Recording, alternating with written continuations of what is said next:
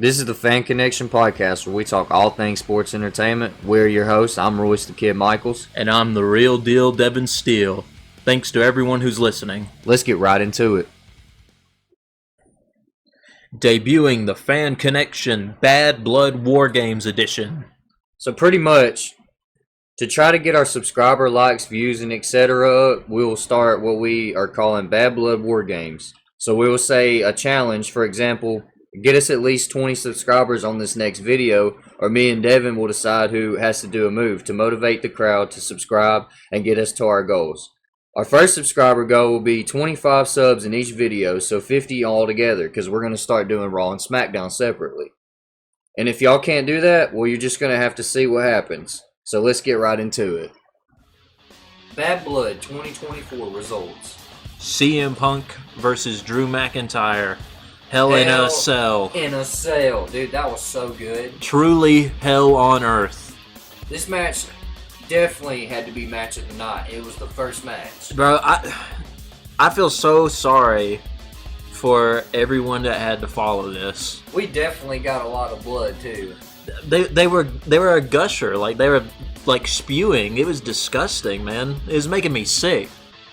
It's just it's crazy that they both was like, yeah, you're leaving in a casket. And like, dude, they put it all in there. They didn't even bust out of Hell in a Cell like we all wanted. Yeah, what is CM Punk thinking, bro? He's getting too old for this.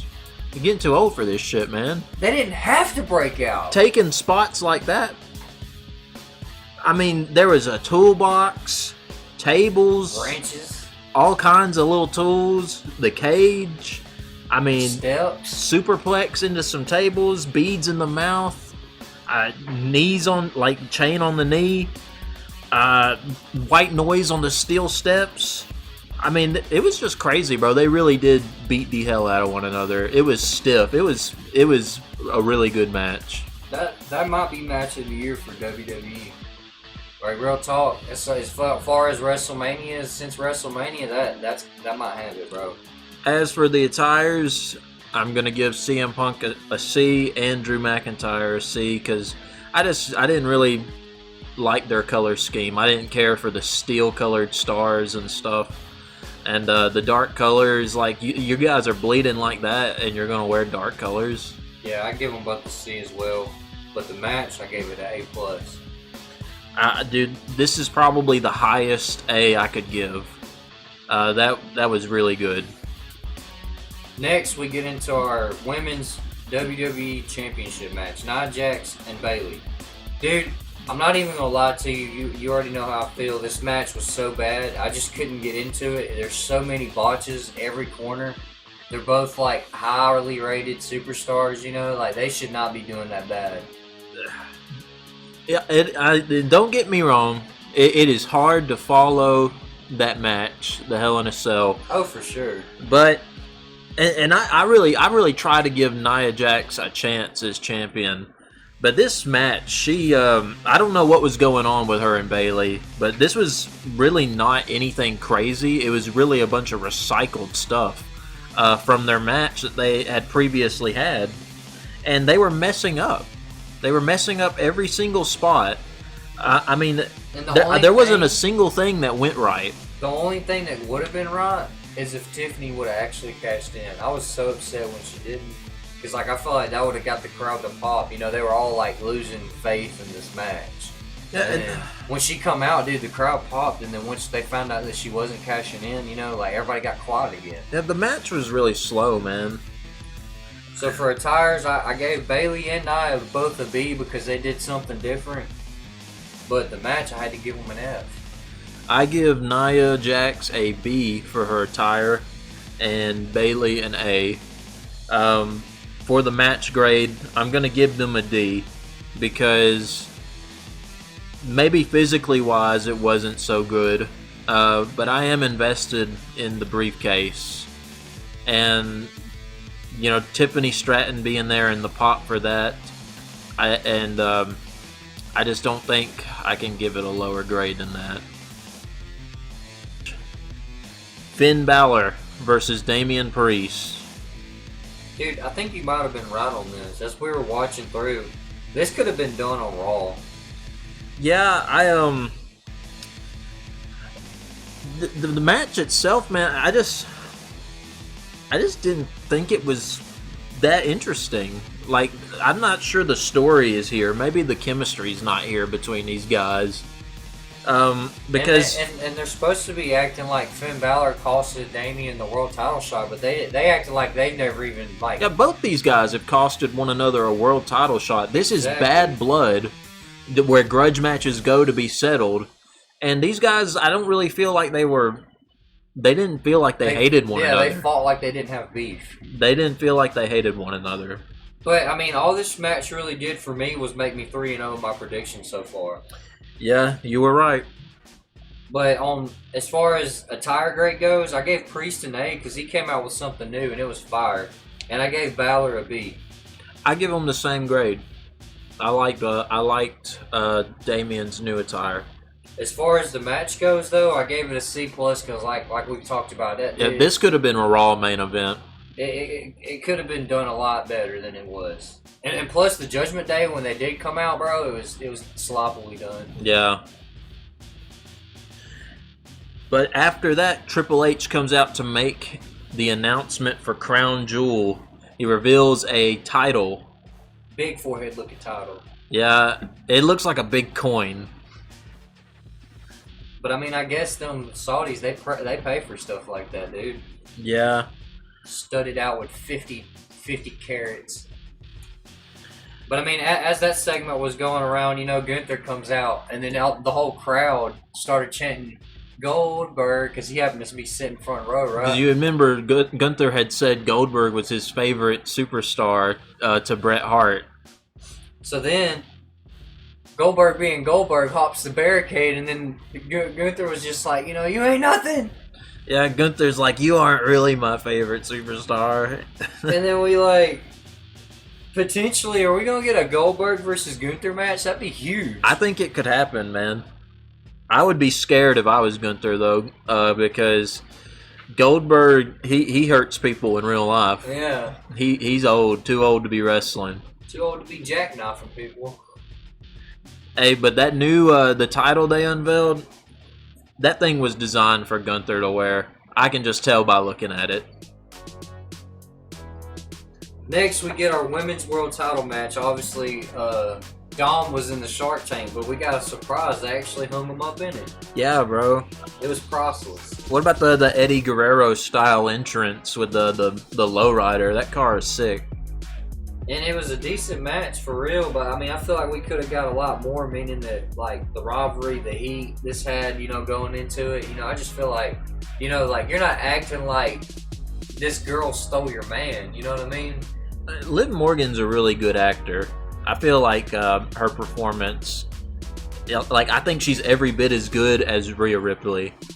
And there at the end, and Dom was hanging in by a thread as a human pinata. Yeah, just hanging there. Literally fell out of the cage and got smacked with a kendo stick like at least 10 times. But I mean, then at the end, it ends up being Liv coming up with a win. Yeah, and Raquel Rodriguez returned to assist them. Because, I mean, the only way Liv Morgan won is because Raquel Rodriguez jumped. And that could or could not turn into something good. Yeah, I don't know who saw that coming. I definitely did. But for attire, I give them both a B. I like that they did something different, but I don't think it was my taste. I gave Rhea a B, but I gave Liv a C because Liv just did the same thing she's been doing. Match-wise, though, I had to give them a solid B-. I give them a B as well. Just because I didn't want it to end in DQ. I didn't think it was that good, but it was definitely pay-per-view status. Main event: Jacob Fatu and Solo Sikoa versus Roman Reigns and Cody Rhodes. It was a very slow start and a very slow pace to this match. Everything you want to see in a typical tag team match, but it was a very slow build-up. Yeah, once they started going, though, you know, and like I feel like this was a really traditional tag team match. Yeah. Like it was just solid tag team action. not like very just like these guys are the good guys and these guys are the bad guys, and there was a little bit of their character in the middle. Like a normal tag team match, they take like 5 minutes to put somebody through the announce table. It took Cody half the match to finally get Jacob through the announce table. That was a cool segment. He saluted Roman Reigns. He's like, take it from here. But then, not too long after that, I called it again. Jimmy Uso returns. I just don't really think about the Usos, man. Of course, Jay is busy being great, but Jimmy Uso he was not on my horizon, man. He got a huge pop. He did what he was supposed to, and he helped Roman Reigns and Cody get the win. But then, just as soon as we thought we were finna get the ending credits, man, the final boss, The Rock, returned. When the music dropped like that, bro, my stomach, like I just like, wow, like a pit dropped in my stomach. It's like they couldn't have waited, and then like, I mean, I don't know really what's going on with that. All he did was really hold up 1, 2, 3. Yeah, I don't know what that means. Like, we're speculating like he's putting his name in for Tribal Chief, but if you ask me, bro, I don't think Solo has any claim to Tribal Chief anymore. He just loses too much. This match, though, I mean, just solid tag team action. I don't know how I can say anything else about it. I'm excited for what's to come with Survivor Series, though. Me too, especially now. This is just amped up a lot. Because it's like, what is the Rock is here, bro? I didn't even really like. We talked about The Rock a lot. We've been trying to get The Rock to be a part of his storylines. We've been trying to look for the ways to put The Rock into everything, man. Yeah. And now he's back. As far as attire grades go, I gave Cody an A, Roman a B, and the fake bloodline, I gave them a C. Now, I gave Cody Rhodes an A. I really liked the red and gold, man. I don't know about the skull that he entered with, but the rest of it, really cool. The rest of these guys, though, I give them a C. And The Rock, of course, he's always got the drip. So I give him an A. The match, I gave it a B+, because like we said, it was decent tag team action, and plus at the end, it just had too many, on the edge. Yeah, just solid tag team work, man. I'm going to give this match a B as well. But, going forward now, Jimmy Uso's back. Jey Uso is the Intercontinental Champion, and Roman Reigns is obviously back. What do you think this leads into? You think Sammy loses to Gunther on Raw, and then they come in kind of trying to get... Sammy definitely loses to Gunther. It's only a matter of time until Jey Uso links back up with Jimmy and Roman.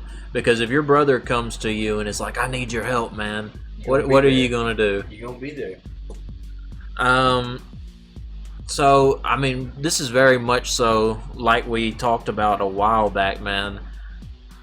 This is going to be new bloodline versus the old bloodline, practically. And I mean, I just really can't wait for this. Now that the bloodline's built back up to this, I'm hoping SmackDown's going to have some fire under their ass after this. Oh yeah, for sure. But as far as Bad Blood, that's about it. Let us know what y'all thought. How gory was the Hell in a Cell match to y'all? It was bad, man. It was. I mean, it made me sick to watch. Speaking of sick, how disgusted were you by the Nia Jax and Bayley match? Man, I just don't even know. I don't know what they're doing. Speaking of not even knowing, what about the Priest and Finn Balor match? It's like, dude, do y'all even have beef?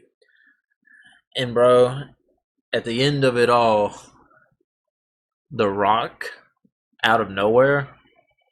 That was about as crazy as Raquel Rodriguez coming in and ending the Liv Morgan and Rhea Ripley match with a DQ. We'll be back with another podcast. We don't know what the hell's going on. Yeah.